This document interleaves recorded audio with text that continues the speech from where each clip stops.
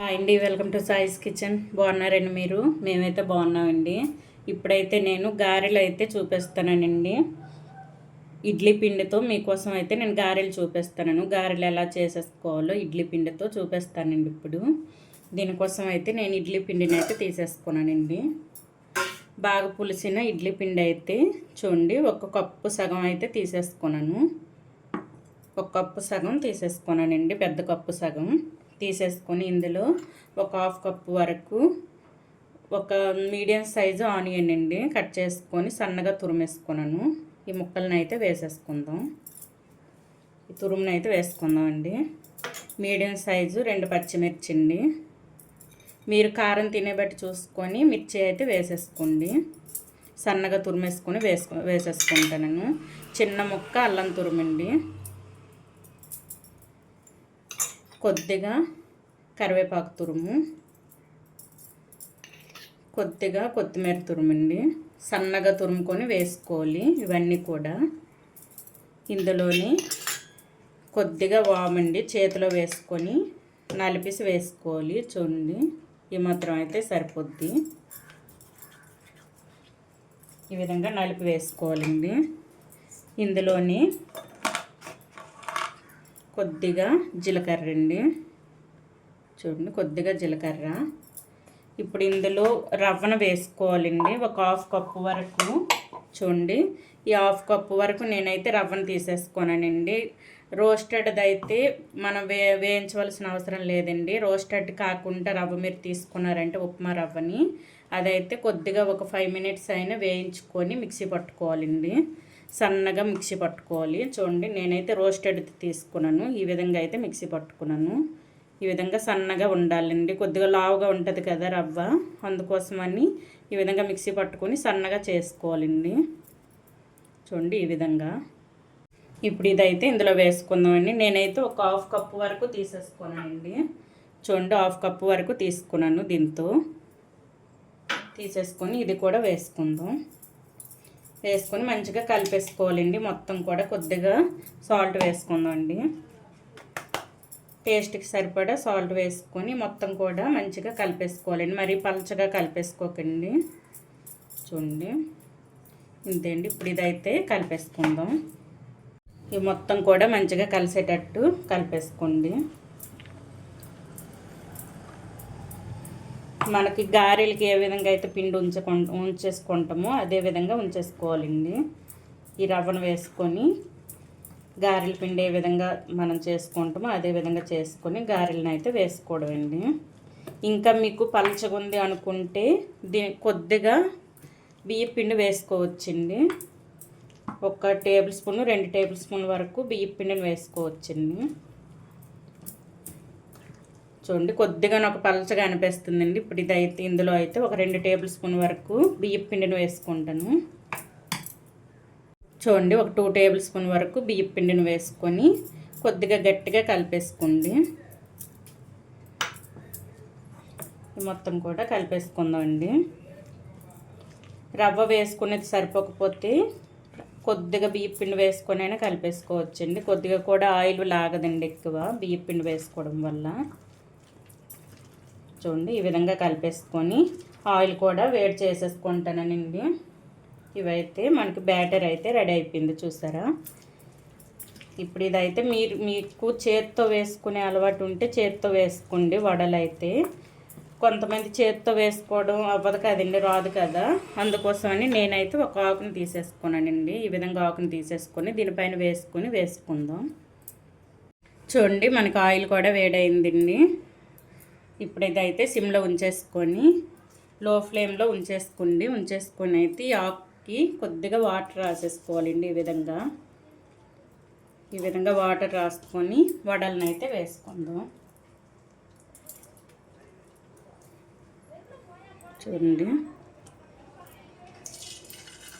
ఈ విధంగా అయితే వేసేసుకోవాలండి. ఎంత సింపుల్గా వేసుకోవచ్చండి. చూడండి, ఈ విధంగా అన్నీ కూడా ఇదే విధంగా అండి.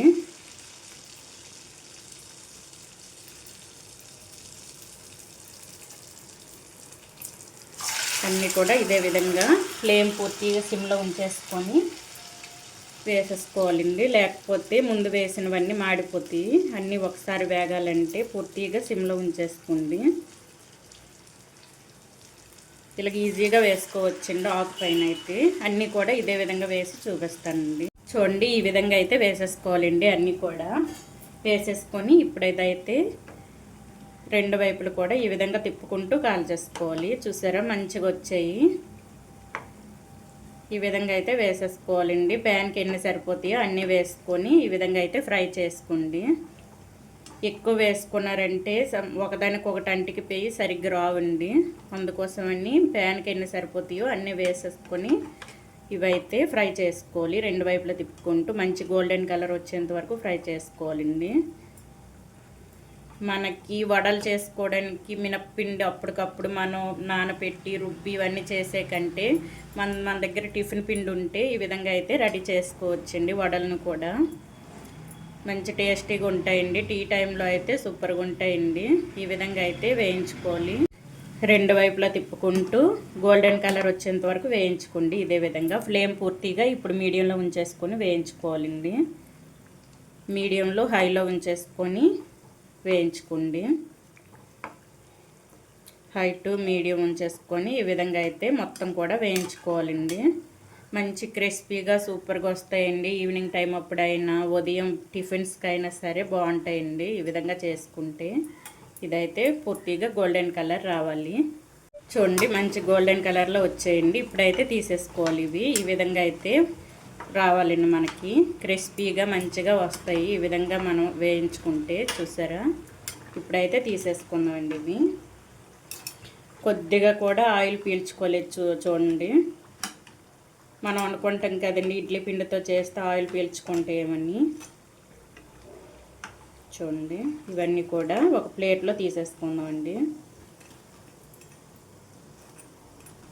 చూసారా, ఈ విధంగా అయితే వడలను అయితే చేసేసుకోవాలండి. ఇవైతే ఒక ప్లేట్లో తీసేసుకుందాం. ఒక ప్లేట్లో తీసేసుకొని ఇంకొంచెం ఉందండి పిండి, ఇది కూడా ఇదే విధంగా వేయించుకుందాం.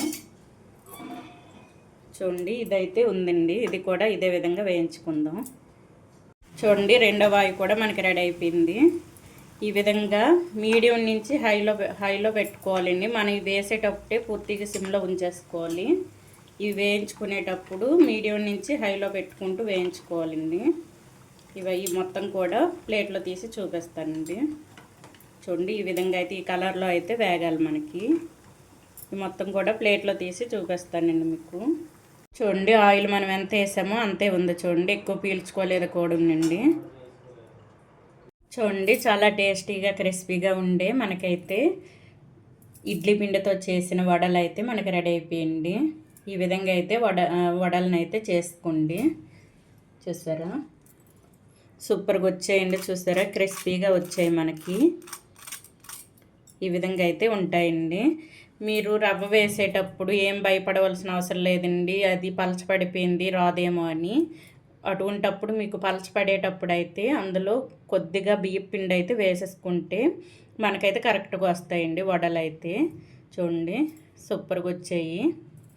ఈ విధంగా క్రిస్పీగా వస్తాయండి. మీరు ఇడ్లీ పిండితో ఇడ్లీనే కాకుండా ఈ విధంగా వడలు కూడా చేసుకోవచ్చండి. వడలను కూడా పిల్లలకైతే ఈ విధంగా కూడా చేసి పెట్టండి, చాలా ఇష్టంగా తింటారండి. డైలీ ఇడ్లీ తినే కంటే ఈ విధంగా వడలు కూడా చేసి పెడితే చాలా ఇష్టంగా తింటారండి. ఈవినింగ్ టైం అప్పుడు, ఉదయం బ్రేక్ఫాస్ట్ టైం అప్పుడు కూడా ఈ విధంగా అయితే చేసి పెట్టుకోండి. చూసారా,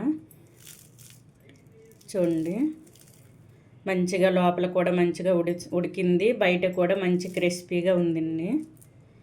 చూసారా, ఎక్కువ ఆయిల్ కూడా మనకి పీల్చలేదు. ఈ విధంగా అయితే వడలు అయితే చేసుకోవచ్చండి. ఈ విధంగా అయితే మీకు ఇంట్లో అయితే అప్పుడప్పుడు చేసి పెట్టండి, ఇష్టంగా తింటారండి. క్రిస్పీగా మంచి టేస్ట్ కూడా బాగుందండి. ఈ విధంగా అయితే చేసేసుకోండి. ఈ వడల రెసిపీ కనుక మీకు నచ్చినట్లయితే అండి లైక్ చేయండి, షేర్ చేయండి. నా ఛానల్ను సబ్స్క్రైబ్ చేసుకోండి. ఈ ఛానల్లో అయితే స్నాక్స్ రెసిపీస్ చాలా ఉన్నాయండి. మీకు స్నాక్స్ రెసిపీస్ కావాలంటే నా ఛానల్కి వెళ్ళి మొత్తం కూడా ఒకసారి చెక్ చేసుకోండి. మీకు స్వీట్ రెసిపీ అయినా హాట్ రెసిపీ అయినా ఏవైనా సరే నేను చేసి పెట్టానండి. అందులో ఒకసారి చెక్ చేసి చూసి అయితే నేర్చుకోండి. చాలా బాగుంటాయి. ఈ విధంగా అయితే చేసేసుకోండి. ఓకే, బాయ్ అండి.